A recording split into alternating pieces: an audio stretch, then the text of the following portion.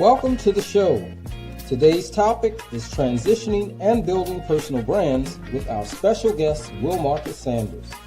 Marcus Sanders is a visionary servant leader who blends military precision with expertise in strategic communication and urban development.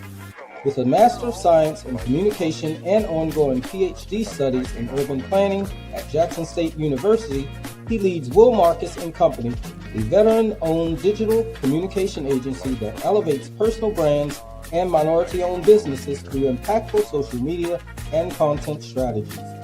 A retired U.S. Army Sergeant and recognized scholar, Will is dedicated to social change and community upliftment. Honored with achievements such as the Benjamin A. Gilman Scholarship and international engagements like the Global Food Security Seminar in Colombia, he is driven to mentor African American males and launch a nonprofit addressing housing and community issues for veterans and marginalized communities. Listeners and viewers here and at home, please welcome our host, DrWhitty.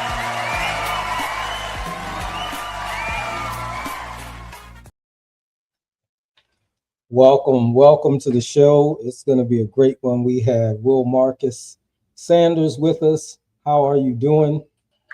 Dr. Whitty, I'm all good. Appreciate the well welcoming. That was amazing. I wasn't expecting that. All right. But it's a good Monday.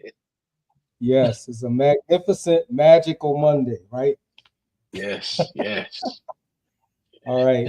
Today's topic is transitioning and building personal brands. So we're going to have a few questions and we're going to go to Will for some answers. All right. But before we get into it, is there anything you want to add to your bio that I may not have mentioned? No, it sounds like you hit all the points, Doc. I just, outside of everything that you said, I do have my podcast, Business and Bourbon, where I sit down and I talk to entrepreneurs, whether they're veterans, minority, women, whatever. I just expand and expound upon entrepreneurs and their story to their success. All right. And this is, excuse me, this is Will's first time on DrWhitty Today. I had the pleasure of being on his podcast, sort of impromptu, as we were discussing before we came on the live. But I had the privilege of being a part of Business and Bourbon, which we had a great discussion there as well. So I'm sure he's gonna shout that out near the end. So hopefully you guys out there will get that information and tune into his podcast, Business and Bourbon. So let's see, what do I want to start out with before we get to the questions? Your last name is Sanders. So I want you to pick a word for the day to tell everybody how you are feeling today, but it has to begin with the letter S. Supercalifragilisticexpialidocious. You already know that's how I'm gonna go. I haven't heard we feeling real good. Hey. I haven't heard that word in a long time. Yeah, that's a good one right there. All right, I can buy that. All right, well, I tell you what. Let's talk about transitioning soldiers, because you were a soldier, I was a soldier, and we both had the opportunity to transition from being a soldier back into civilian life. But first talk a little bit about what your transition was like from civilian life to soldier life. Okay, so to be fair, I like to tell people I had like 3 transitions. Okay, so originally when I joined the U.S. Army, I was coming out of my freshman year in college, going into my sophomore year, and I needed a way to pay for college. The school was about to drop us, and it was like, if you don't have the funds, you'll be dropped and withdrawn from school. So my mentor at the time, his name's Marcus Hobson, put me to his office. He was over veteran affairs, and he was like, "Listen here, man, I don't want to send you home to Detroit. I got this opportunity for you. It's going to get you paid. You're going to be able to be a part of the Kentucky National Guard, and you'll be able to serve your country while simultaneously going to school." So took that. When I took that opportunity, I ended up going to Fort Jackson and Fort Lee for basic training and AIT training. And that transition there, it really like fortified me. Like I was already a go-getter and able to like, I had strong will, I should say. I had strong will and willing to do whatever I wanted to do. But the Army kind of refined that and gave me some discipline and some core values. And it just aligned me with the path where I'm at now, pretty much. Um, did a contract with the National Guard. As I got towards the end of my 6-year contract with the National Guard, I was just coming back from China and I was like, I don't want to sign another contract with the National Guard. However, the economy and everything is at a bad place. So what should I do? And just sitting down thinking, and at this time I'm also in my master's program. I said, why not go active duty? So went active duty, which was another transition because now I go from a part-time service member to a full-time service member who's now, still going to school and things of that sort. So ended up signing the contract, got sent to Fort Drum, went to Fort Drum, was there for 3 years, did one tour to Kuwait, and then towards the end of my 3rd year, I ended up medically retiring out. And I had to figure out what was going to be that next step and that next gauge. However, before I actually got to that point, I had to make sure I prepared myself for that. So I said, okay, what do I need to do for school? What's going to happen for work? I don't have anything that I'm going to be dependent on. So I kind of started planning for those things, which allowed me to start looking for opportunities during that transition. And then after I did that, I ended up figuring out school with Jackson State University. I went deeper into entrepreneurship, and I also worked as a federal planner. So that's pretty much what led me here in those transitions. All right, thank you. As you were talking, it just made me think of, I also started out, I didn't start out in the National Guard.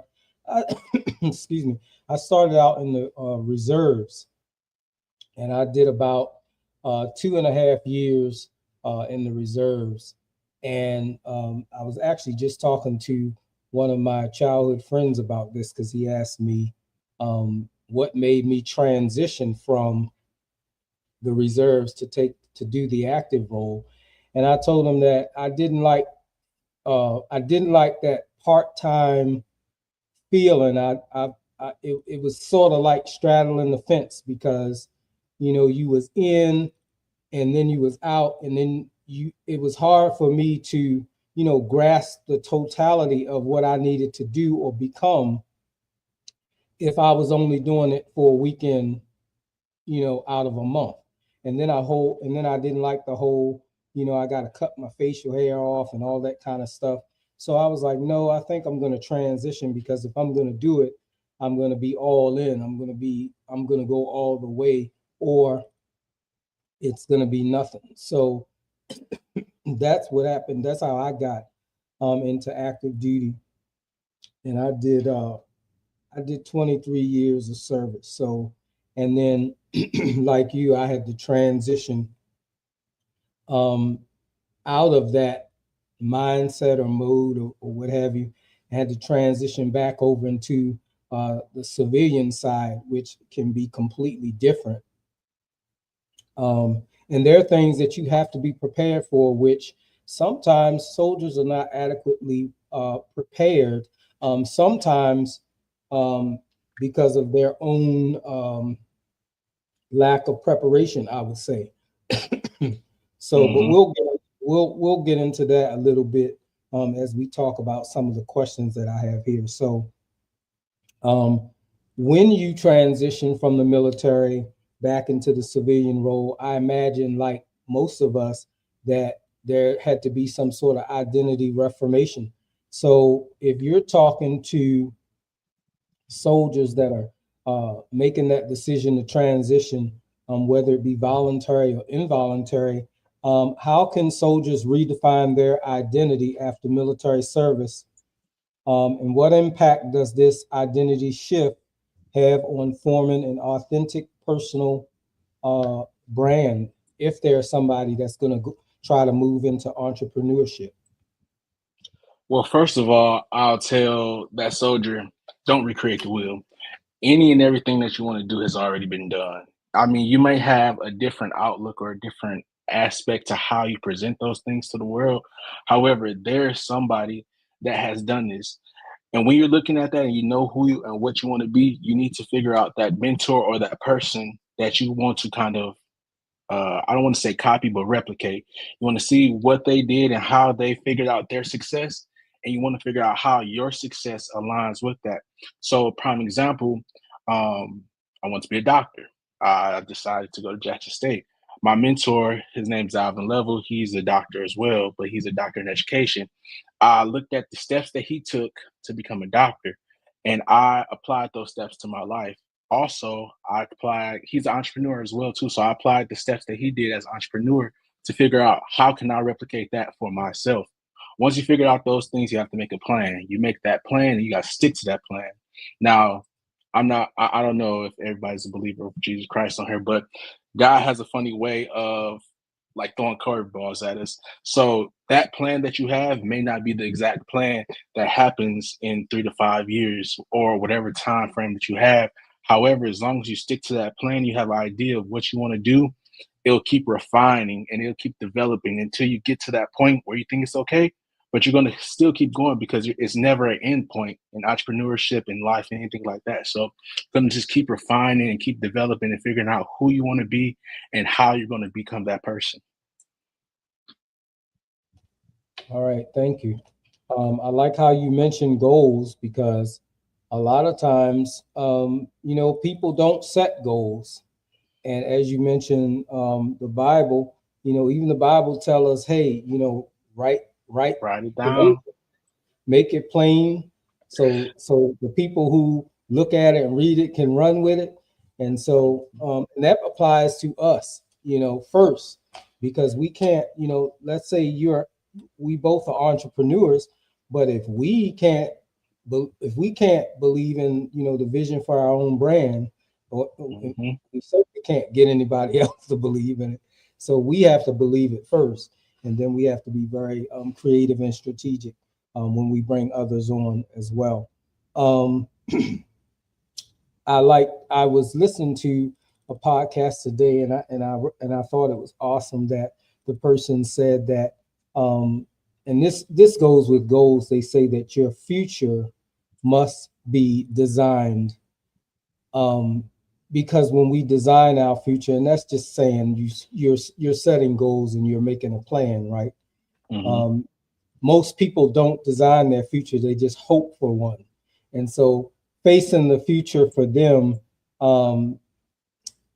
they face it with anxiety instead of anticipation. So when we make a plan and we write our goals down, we design our future, we look forward to it, we anticipate meeting those goals. And so I just want to encourage people that whatever goal that you have, make the goal, something that is worth achieving, something that's gonna, make it's something that's gonna make something different out of you once you attain the goal, is what I'm trying to say. Just don't make any old kind of goal just to make it, but something that once you endure that journey, that has made a better person out of you. Want to know something, Doc, and if you don't mind me adding on, I also want to add that if you can't make those goals or you don't know how to make goals, reverse engineer goals. So, for example, I'm gonna use Denzel Washington. He's a great actor, right?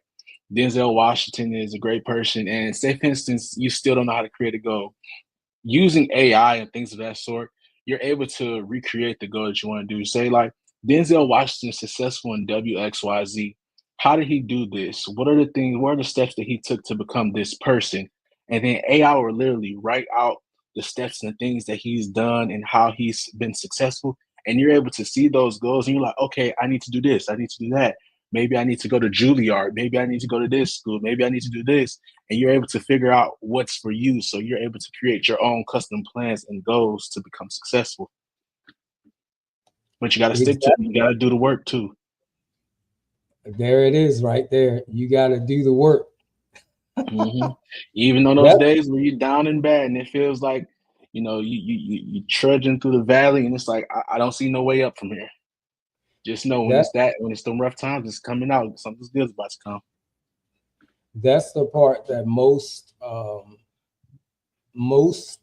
of us or most people don't get. It's the work part. Have to be willing to do the work. I think Oprah Winfrey said you can become anything you want to become. You can do whatever it is that you want to be, that you want to do. But then she said, if you're willing to do the work. Mm-hmm. That's it. So that's and it. Oprah's a great testament to that. Exactly. She went from being on the news to have her own network. the biggest talk host ever. And all while everybody talked about it and still talk about it. Mm-hmm. I agree. But that's okay. So here's the next thing.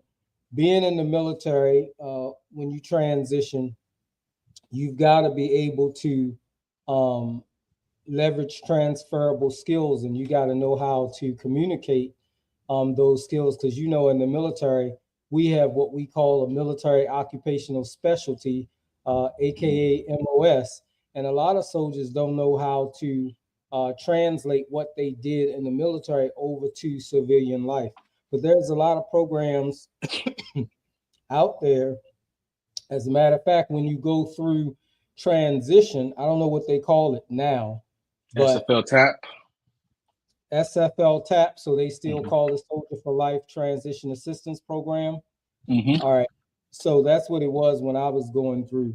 But I know for a fact that when you go through that program, they teach you how to do all this stuff. But what I know, I used to work for the program, and what I learned was that a lot of soldiers were not actually taking the program seriously and wasn't paying attention, because I would tell them, pay attention to this, because you are the ones that are going to come back to me later crying about you don't know how to write a resume, or you don't know when your check is coming in the mail or whatever, because you're not paying attention.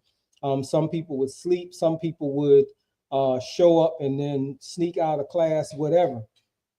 But getting back to the point, they have to know how to translate their skills over, and many don't know how to do it.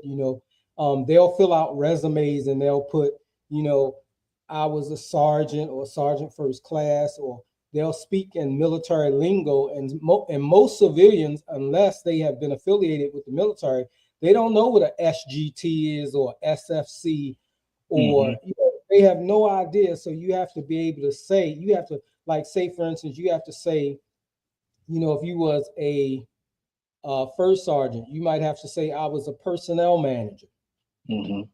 That's a way to translate it over to civilian language. But a lot of people don't know how to do that. So what are the most critical military honed skills, such as discipline, leadership, and resilience, that can be repurposed to establish a strong entrepreneurial brand?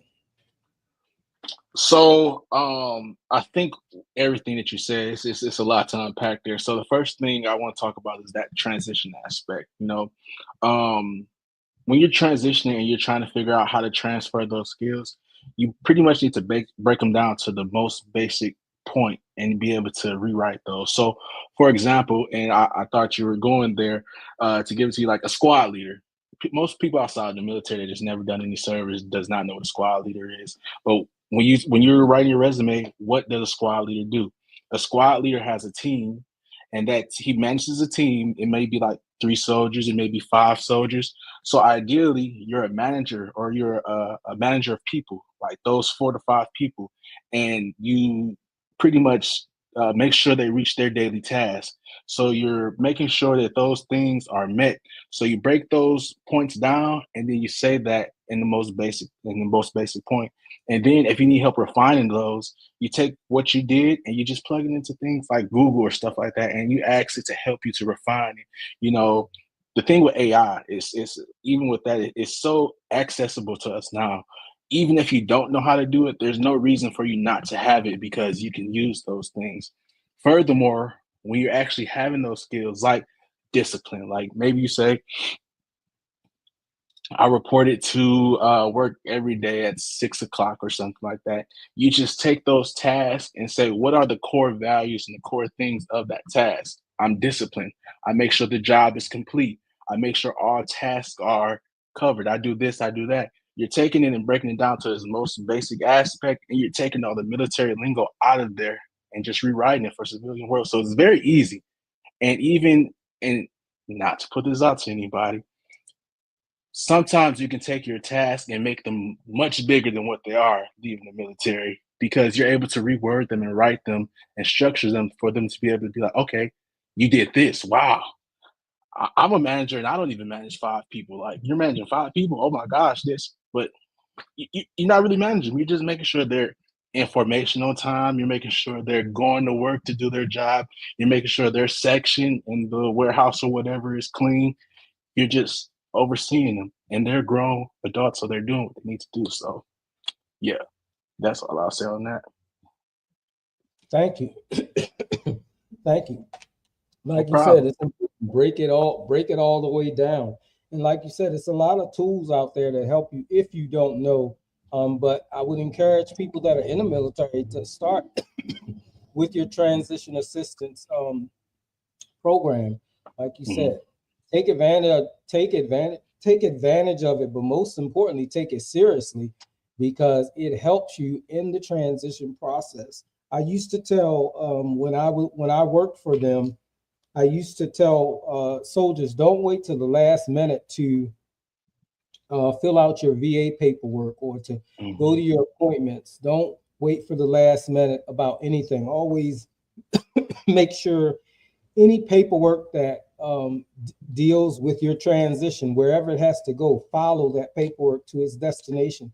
Make sure that things are moving the way it's supposed to move. And those that listened to me didn't have a problem, and those that didn't, well, they'd be still sitting around waiting, trying to figure out what's going on. And I would tell them, didn't I tell you to listen? So long story short, if you are in the military, even if you're not, but whatever transition, pay attention, because the people that work for SFL TAP are not there just to, feed you a bunch of, information or, that's bogus. They're really there to help you out and make your transition a whole lot smoother. So I, for one, can attest to it. I was a part of the team that presented information, and I was, even though I was a part of the team, I also had to go through it myself when I had to transition. So I know that it works. I will say those resources are invaluable too. And if you pay attention, they give you resources for you to be able to, every stage of life, be able to find things that can help you. Even if, like, say, for instance, you had different tracks. Like, I think when I was leaving, I did the entrepreneurial track. However, you had an education track, you had like a retirement track for people that's been in the military over 20 plus years or whatever. There are so many tracks you can do. And if you do it right, you're able to have this bucket of resources that's going to take you and you're able to use like over your whole life. Furthermore, make sure you get those resources past, once you do transition, there's other resources that you're able to get. I'm still using resources. For example, I use the boot camp for veterans at Syracuse University is IMVF, and you're able to go and you learn about entrepreneurship and things of that sort. So there's resources for veterans and people that's living in the military that you can always use. But a even greater point, I usually say CYA, but I'm gonna say CYB. Cover your butt, because listen, I'm very stickler about my information. Like, I make sure things get to point A to point B. And furthermore, like with the transition program, you can probably get that done in the course of 2 months, but you can start it as far as like 12 or 18 months out from transition. On day one of that, I started my transition. I went to some of those classes twice, 3 times, just to make sure I had to understand it and I got all the resources that I need to make sure my transition was correct. So that's what I'll say. Is the track you took, is it still called Boots to Business, or did they change the name? I think it was just the entrepreneurial track for the SFL TAP, but the Boost to Business, they do have a Boost to Business class that you can take as an entrepreneur in the SFL TAP classes. Okay, that's what I did. I took Boots to Business, and that was basically for people that were aspiring to be entrepreneurs. So I just thought maybe they had changed the name. But if it's still Boots to Business, I would definitely encourage soldiers that are transitioned to. It's well, I think it's good even if you're not planning to be an entrepreneur. If it's offered to you, I think you should take it because you never know if you might change your mind and decide to use that information. So I thought it was well worth it. I still have the information and the books today. So I would encourage anybody to definitely take a look at that if they're in the transition process. Now, tell me, Will, how was the cultural shift from coming from the military to back into civilian life? And I'll just let you think for a second as I talk about my experience because in the military it's totally different. You know where you're going, you show up. If somebody gives you something to do, okay, whoa, roger that, you go do it. But in the civilian world it's not like that, right? Whole different vibe going. There's a lot of questions of asking why. It's just totally different, and you have to be able to make the shift and realize that you are not in the military. Because when I first got to, I'll use an example. One of the roles that I had, it's quite funny now, but at the time when I took it, I came in and I was basically over training. And so the people that were a part of the organization, they were used to just coming in and doing whatever they want, like, okay, it's training, but I'm just going to sign the paper and roll out. I'm not going to listen to the training. I'm going to watch videos, whatever. So when I came, I added structure to it, and I added structure and accountability. And so, first of all, the thought was, wait a minute, who are you? How long have you been here? It was like the tension was so thick you could cut it with a knife. And so within the first 2 weeks on ground, I can't remember how many nicknames I had. I know one of them was RoboCop. One of them was what's the guy's name? The guy from Lean on Me, Joe Clark. I was Joe Clark. I was RoboCop. I was G.I. Joe, and I can't even think of all the other ones. But I had developed, all these nicknames just because I had standards, I had structure, I had organization, and people didn't like change. But the funniest thing is, and then of course I was told, well, this is not the military, but that wasn't really the point. The real point was that people didn't like change, and of course they didn't like change coming from somebody new to the organization. So, make a long story short, it's hilarious today, but I'm affectionately called Joe Clark, and all those people, love me. And then when I actually left, well, actually when they found out that I was leaving, they were telling me, Joe Clark, where you going? I said, I don't know where I'm going. You heard something I didn't, but they said I couldn't leave yet. I said, why? They said, because we're not ready for you to go yet. So I say that to say, what was your transition like? Did you encounter anything when you joined organizations? Did you encounter anything such as what I talked about, or did you just make a seamless transition over from military to the civilian world? I'll say yes and no. And when I use this next word, I don't want to offend anybody, and I want to apologize ahead of time. But what I want to say with the transition, both active duty and to the civilian world, I called it different stupids, and I'm using that like a kid, like fairly. Like it's like transitioning from civilian life to the army. I was always a question of why. Like, why is this? Why? Like, explain to me so I can understand. Now, once I went through my transition and as I went up in rank, it was more of like, okay, just get the job done. Once this job is done, get it out the way. You know, the quicker I get the job done, I'm good. Even though I'm going to be just sitting there waiting around, I know my tasks are complete. So no one's going to be like handling me or hassling me or anything like that. So when I had that mindset and switching back into the civilian world, it's like tasks that usually take people like, a week span, I'm able to get it done in like 2, 3 days, maybe even a day, depending on what the task is. And they're like, why are you working so fast? Why are you working so hard? What are you doing? I'm just trying to get my job done. And it's like I shoot real quick. If I understand it, just break it down to me. I'm gonna get it done. Here you go, the product. Now, other people, they like to lollygag, take their time. And I'm like, oh my gosh, that's like, come on, hurry up. And I'm more of like fast, upbeat, like get the job done.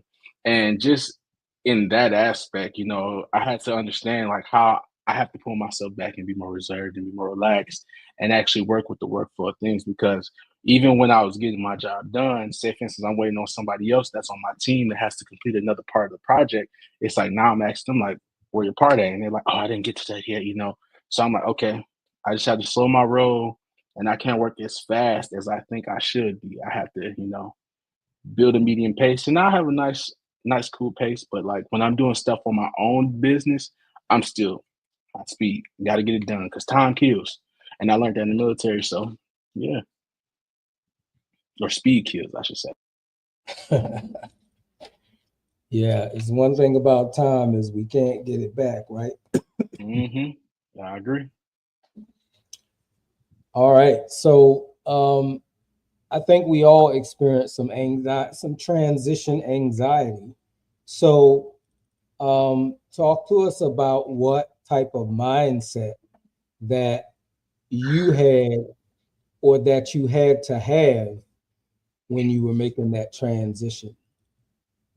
Okay, so this is the first time I'm sharing this with anybody, and I laugh, and it's not funny, but I had the biggest anxiety of like being homeless and like disrupting my family and making them think like I was like the failure of the family. So like I used to like before I actually transitioned, and even once I transitioned, I went to go stay with my mom for like 2 months as my transition was finalizing until I moved into my space. But it was like I was scared. I was actually like petrified, like, oh my gosh, I gotta get a job. I gotta figure out what's next. I gotta do this. I gotta do this. I gotta do this. I gotta do this. But that anxiety also is what fueled me because it was like, okay, these tasks are on me. I do have to do all these things.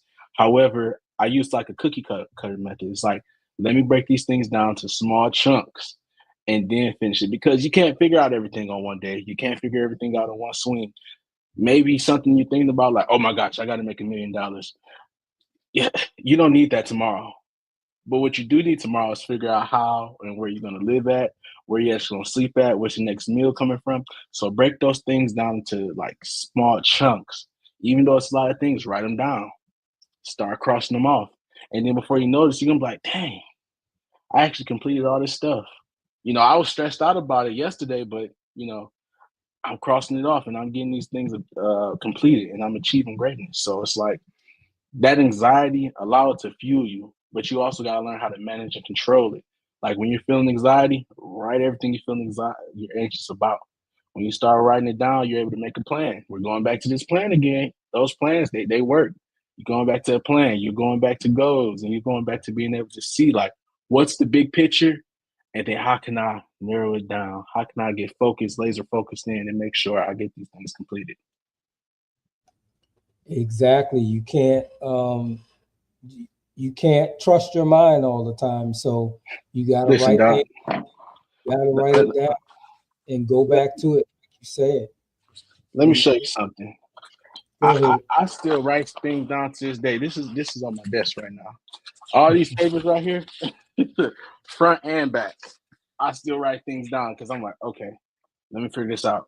Something else new comes, let me write this down. Let me figure it out. And I write it down. I have so many things. I'm always jotting down notes and things. Like that's the only way that you're going to be able to get it done. You know what's funny is I can remember what I write I'm less likely to remember what I text. Mm. So, it's really interesting, but that's another conversation, and I won't go there. But I like that, because you wrote it down. You can go back and you can look at it, and you can also commit it to memory because you wrote it down, you saw it, and as you see what you're writing, you're actually, it's actually in your mind. So you can use those as tools when you're, going as you're developing yourself as an entrepreneur. You go back and you say, oh, I remember I wrote this piece of information down, and it's right there. So it's good. It's just like journaling, if you will. Now, I'm not the greatest journaler. I'm not gonna fib about that. I'm trying to get journaling down. I've been doing it. I'm good for maybe like 2-3 days, but then after that, it's like it kind of withers away. And then I pick it back up and I said, man, I was supposed to journal about a month ago. Gee. It's almost the same thing. You just do it in a different way. You don't have an actual book, but you just have pieces of paper everywhere that you write stuff down. So it's kind of the same thing, but I get what you're saying. So, all right, thank you for that, because you definitely have to have a certain type of mindset shift when you're leaving the military, and you do face anxiety. But I believe if you are, the more prepared you are, the less anxiety you will have. So we'll pause right there. We're going to go to a commercial break. Those of you listeners and viewers that are out there, I hope you're enjoying the show so far. Don't go away. We'll be right back with Will Marcus Sanders.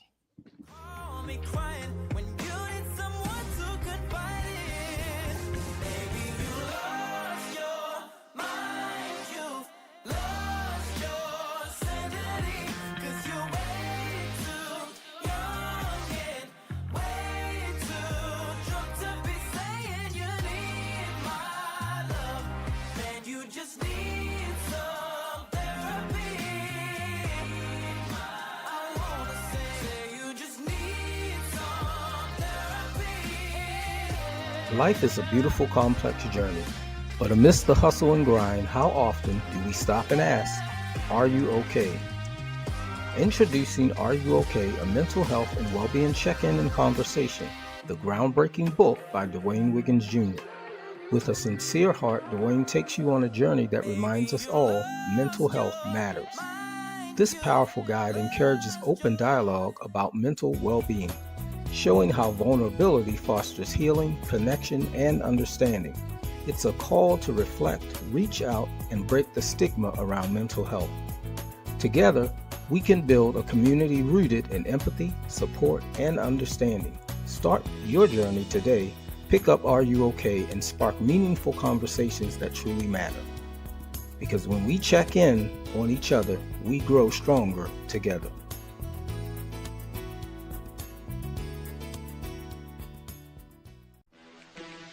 Duke Got Life is a powerful testament to the strength of the human spirit and the enduring quest for justice.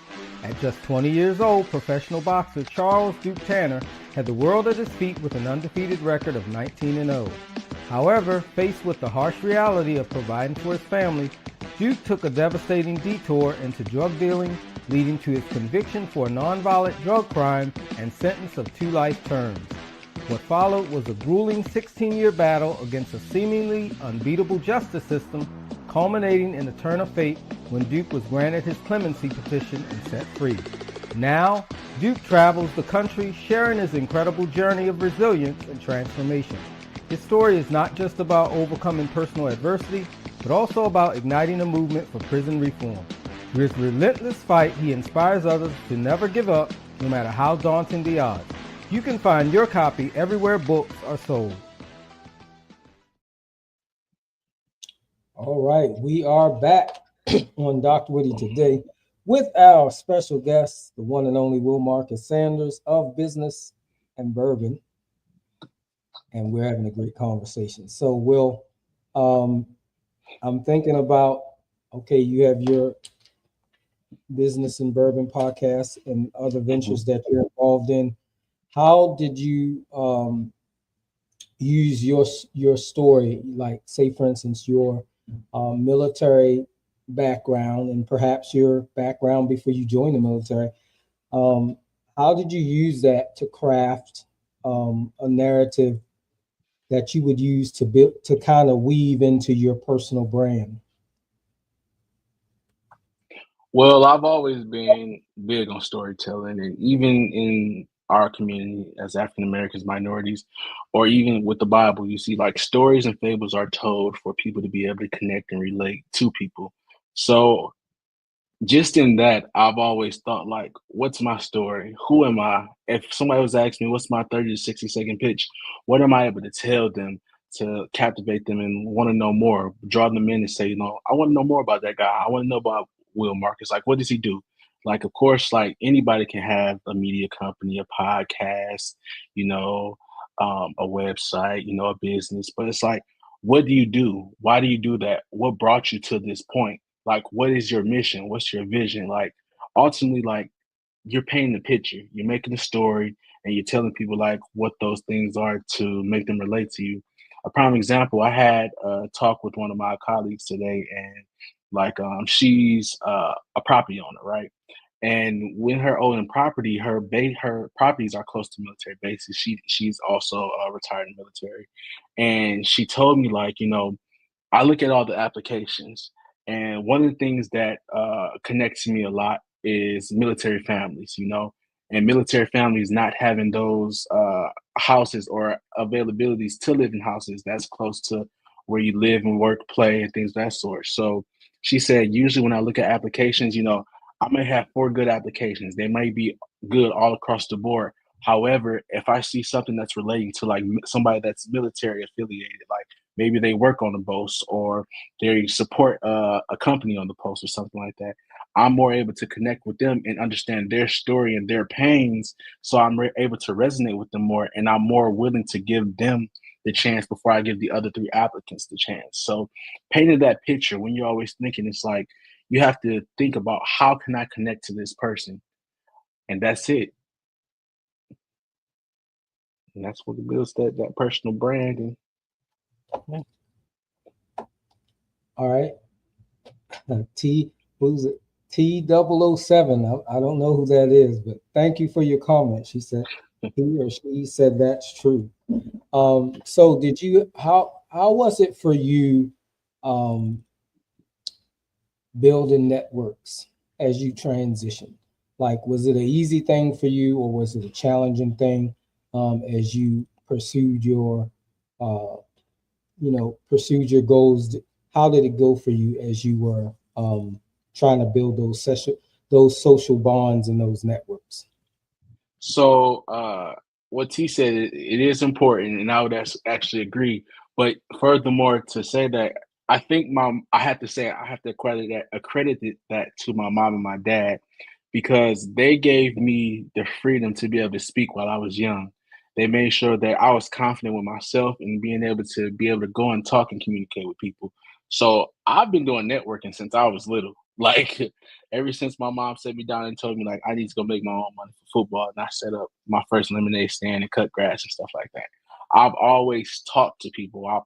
I'm the person, like, if you sit me in a random location, by the time I leave, I'm going to have me 5 new friends, 10 new contacts, 7 people I got to reach out to by Monday. You know, it's a running joke that my partner, she says a lot. She was like, "You know everybody." I was like, "I don't know everybody, but I also make sure that I leave a lasting impression with people." So like, even if I might not remember you, you tell me something, and I'm able to connect to that. And I'm like, "Oh yes, I met you at the Mets game like 3 months ago. How you doing, Tony? It's nice to meet you. What's going on with the family?" I love talking and communicating with people because you never know who you're going to meet and who you're going to talk to. And when you make those connections, you never know what you have in you and what they have in them that's going to ultimately build you guys to make a better relationship and a better life. So I'm big on talking. That's one of my best things. You could be entertaining angels unaware, right? Unaware. Yes. You never And know. like you said, you never know. I think I can't remember. I know it was a story years ago. I don't know names, but I remember there was a there was a woman who went into the mall, and she went into the mall and she was over at the little counter where they sell like perfume and makeup, stuff like that. And she was just observing the people that were behind the counter. And Hmm. so she said that she witnessed quite a few people, but then she noticed this one guy. And she says so she watched the guy and how he was dealing with the customers and stuff like that. And so after he was done, she went up to him and gave him a card and said, "Give me a call." And so, of course, he didn't know why, or he didn't know her or anything, but he gave her a call as she asked him to. Turns out that she was like the owner of this company. I can't remember what the name of it was, but she was like the owner of this company. And she basically hired him because she liked how he dealt with the customer. And it wasn't no small role either. But I say that to say he was doing what he was always doing, and he didn't know who he was going to come in contact with. He had no idea that that woman was going to be watching him. But just what if he chose to show somebody his bad day? Hmm. No So, facts. I can't remember who just asked the question. Oh, go sorry. Go ahead. ahead. Say it again. Say what you said Go again, ahead. Doc. I couldn't hear you. You cut out for a second. Oh, go ahead. Did Okay. Somebody had asked a question. I couldn't see who it was, but they asked about like being shy and reserved and connect. T, I see it again. Yes. So T, I'll say use that as a superpower. You people are genuinely nice. So prime example, I'm gonna give you an example that I'm shy, right? And me and Dr. Whitty are about to meet for the first time, and I run into him. Tell him, let him know. Say, excuse me, sir. I don't know your name, but I'm actually a little shy and afraid to usually introduce myself to people. I'm working on this and I'm building it up. Like, let people know that you're building up this communication tactic to be able to talk to people. Those people are going to open it to you, and it's going to start a conversation. Like, they might ask you, like, why are you shy? What's your name? What's this? What's that? And using that point and telling people like that you're shy and you're more reserved and you're not comfortable reaching out, they're more willing to accept you in and actually start that conversation without you having to. Thank you for that. I'll add to that. Now, it's really weird because growing up, I think I was shy for a long time, and then I became unshy.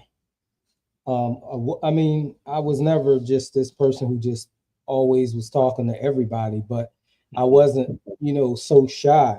But then I realized that, I went from being shy to not shy to being shy. And a lot of that was just it just stemmed from things that happen over the years, and how you go through different things, and then you know there there are people who lift you up, and then there are people who tear you down, and then you have to make sure that you don't allow stuff like that to uh, stop you from being who you are. Hmm. So I'll say for me, I think I had went from shy to not shy to shy again. So I'm to the point now where I'm trying to come back out of it and just, be more open when I'm around, people that I don't know, because I can tend to be like, I'm not like standoffish or anything like that. But if you're one of them people that um, would think that because I'm not talking that I'm standoffish, then I might appear standoffish to you. But for the most part, I love to have conversations. I love to connect.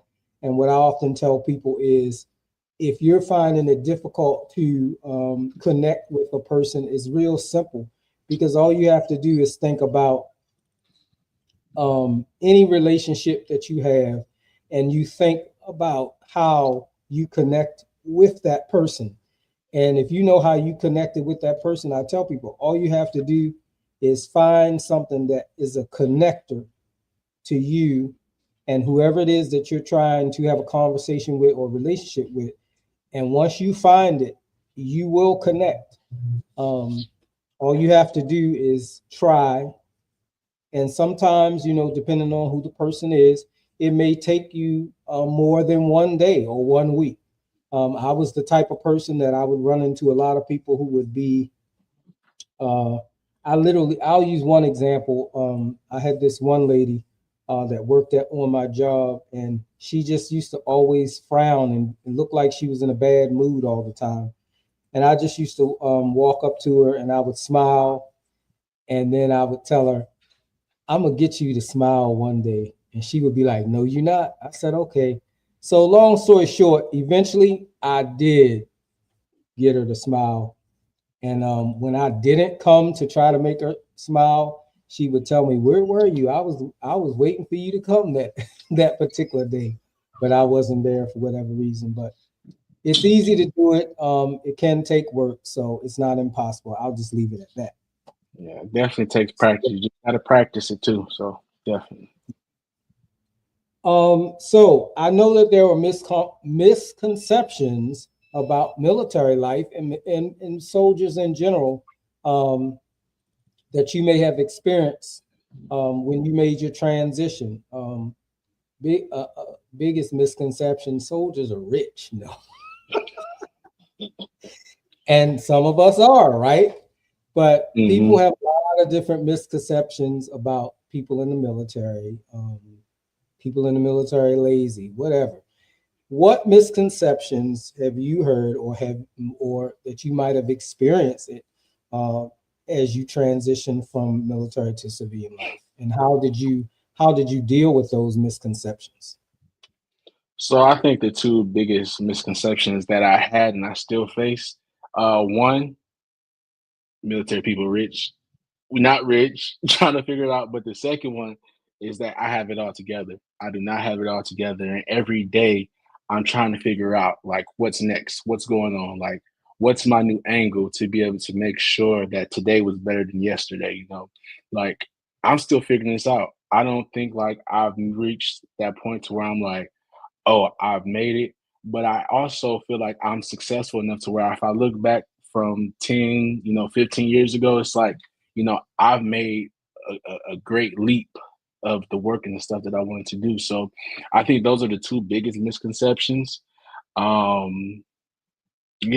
I don't think I have any more. If I do, I have to send that back to you, Doc. But those are the two biggest ones. And, everybody not rich. Everybody don't decide to, buy that like Camaro and stuff like that. No, I'm cool and I'm modest. I do not need all of that. I'm I like to tell my friends my money tied up in investments. That's my 401k and my other like stocks and bonds accounts. I'm like, I ain't got it. But that's good and that's smart. Because look, you are trying to move from just earning wages to profits. And one person said, Jim Rohn, he said, wages will earn you income, but profits will earn you a lot. So, we have to make sure that we have different streams of income to make sure that we can do better. Because we're great at spending, but we're not great at saving. So wages will make you a living, profits will make you a fortune. I wanted to make sure I said it right. So when you tell them that you have your money tied up in stocks and bonds or whatever, hey, there's nothing wrong with that. I have some of that too. And you have to have it because you want to be able to build yourself up. You want to be able to have resources that you can go to besides going to a lender, because we all know what Lenders are predatory. lenders are predatory, right? Lenders Definitely. hold power, and Hmm. us that borrow are, as the Bible says, we're slaves. We're slaves to the lender, and so we Hmm. want to move. And the Bible also says you want to be a lender, not a borrower. Yeah, we want to be a lender and not a borrower. So the only way we're going to Hmm. be a lender is to save our money and stop spending it on everything, and invest in stocks and bonds, and and real important to invest in ourselves, invest in our dreams. Um, Hmm. so I just want to Your encourage people community. that are listening, even if you don't know how to, get around some people that know how to do it. I don't know if anybody's familiar with the thrift savings plan, but I Hmm. know in the military, I know federal jobs, there's a thrift savings plan. I meant, and if you don't know, hey, you learn about that. You put your money, uh, put a certain amount of money. They even have incentives where they'll match what you put in, and people call it free money. But hey, you do that because you want to make sure that you have, excuse me, that you have multiple resources that you can pull, excuse me, pull from, and don't always have to go and borrow from a lender. Because I know for me, when I sometimes when I need it, I'll borrow from myself and then put it back. So and that Hmm. works. So I all right, will say so on my first contract, I missed out on that, doc. So I definitely encourage everybody to definitely use the TSP, because just to give you a numbers, and I'm not trying to switch anybody's perspective or view on that, but my first 6-year contract, I missed out on investing in my TSP. However, when I went active duty, I actually invested in it, and even over a course of like I'll say 2 years, like I was able to get $10,000 saved up in that account and roll it over into another investment account, because once you get out of the service, you can't put money into it unless you go to a federal job. So I rolled that money over into another investment account, and it's still acquiring interest, and it's just growing still. So it's like I love it. I can't complain. And it is free money, you know, and then over time it gets bigger. exactly. All right, so we're close. We're headed to the finish line here, but I got a couple more questions. So, how important is it for you to have digital presence um, as you maneuver maneuver through your not only your business and bourbon podcast, but whatever other ventures that you might be pursuing? How important is a digital presence for you um, out there as a entrepreneur? So I want to preface this with saying I haven't been doing the best job. However, we're in the age where we're in the education age and digital media age. Those are the two most important things. Like, you need to make sure you have your education, but you also need to have a digital presence. Your digital presence alone can bring you like so many different opportunities, funding, partnerships, anything like that. Like, prime example, we met through social media, and we were able to both be able to be on each other's podcasts and, be able to express like how we feel and our philosophies on life. Having that digital presence allows you to do that. That digital presence allow you to, create your own perspective on life, and then allow people to actually come and have access to that thought process. If we look 20 years ago, or maybe I'm gonna even say like 40, 50 years ago, when you was the young buck, doc, you didn't have the social media to be able to, say, this is my opinion on WXYZ, this is what's going on, this is my research, this is what I did to be able to have this. We had to go to what the web, like I won't even say the web. We had to go to like news channels and stuff like that. Like, it was so restricted and narrowed down. Now we have access to anybody, access to all of it. And not only just things that affect your direct community, you can look at things of like overseas, in China, in Japan, in Australia, like what's affecting people? How do I feel about this? What's my viewpoint on this? So that digital presence allows you to just be able to be very creative, I would say. So I would definitely say if I had to give it on the rating scale, it's 10 out of 10. You need to get into it.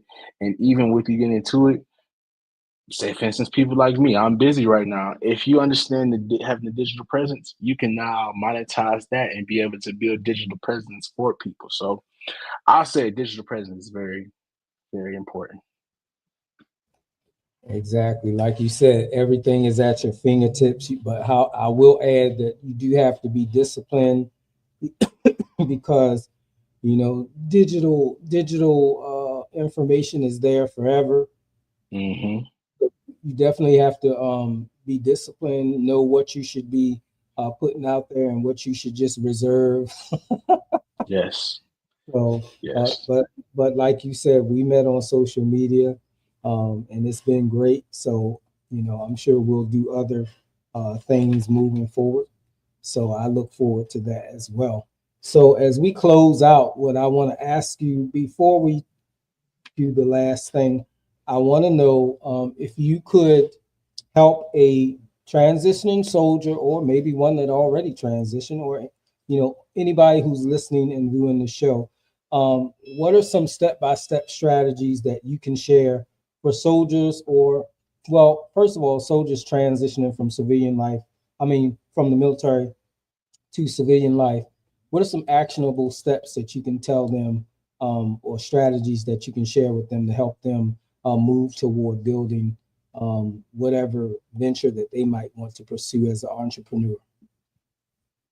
I got you. So first I'll say, and I'm gonna drop my Instagram later, but I haven't dropped this product yet. But Doc, since I'm here with you today and we good peoples, I have a PDF that I actually curated, and it's a transition journal. It allows people to actually have actionable steps to be able to transition from the military to civilian career. So just out of love for you, Doc, if anybody comes and follow me on Instagram and shoot me the message transition, I'll send you the link to be able to download that PDF. However, I'll just say make actionable steps. That's the smallest thing. Like at its basic core need, you need to make actionable steps and then you need to execute on those steps. Those are the two things you need to do. Make actionable steps, execute. Build a plan, understand where you want to go, understand that there may be some disappointments in that plan, but that isn't a setback or it's not telling you to stop. It's a way for you to be able to craft another avenue or way around that problem or obstacle.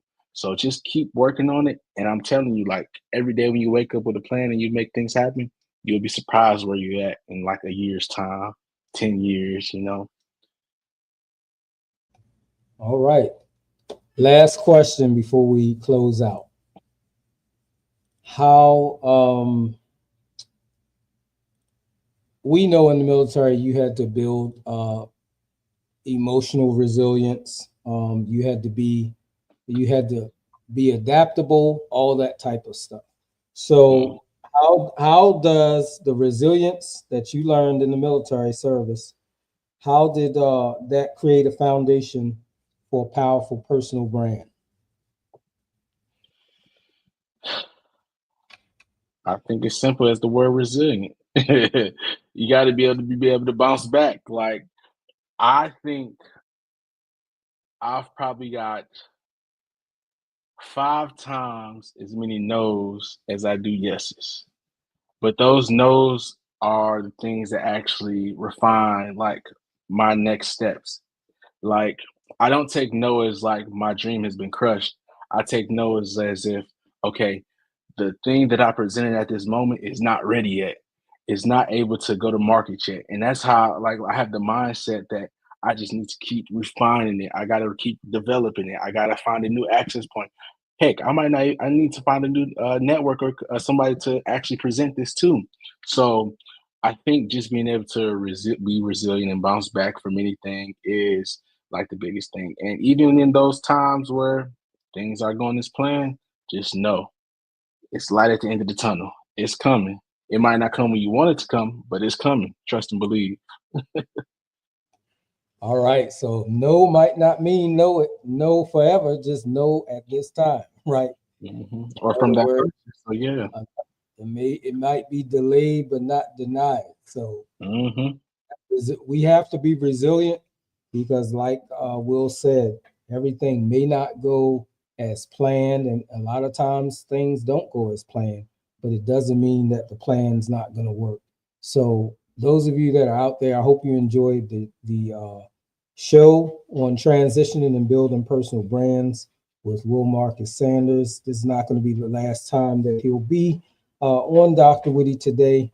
So I hope you guys tune in throughout the different episodes. You can watch more episodes on YouTube, also at www.drwhitty.org. We'll let everybody know how they can find you outside of DrWhitty Today. Well, outside of DrWhitty Today, you can find me on Instagram, YouTube,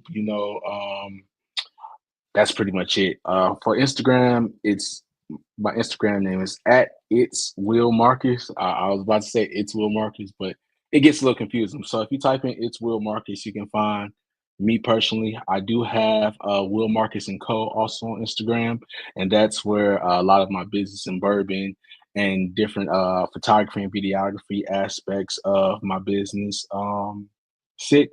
If you follow me on YouTube, you can find me at Sergeant CEO, where you can go and look at the full episodes of Business to Bourbon.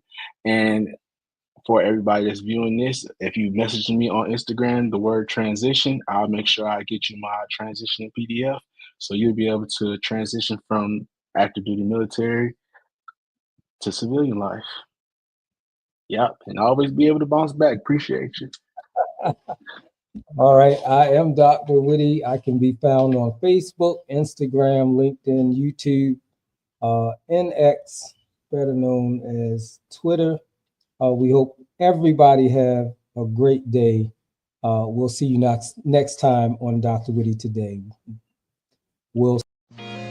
Thank you for tuning in to another episode of DrWhitty Today. We appreciate your time, and your viewership is the heartbeat of our show. If you enjoyed this episode, hit the like button, share your thoughts in the comments, and most importantly, subscribe. Your support keeps us going, and we can't wait to have you back. So hit the notification bell to find out each time we air live. Until then, stay curious, stay inspired, stay motivated, and stay tuned.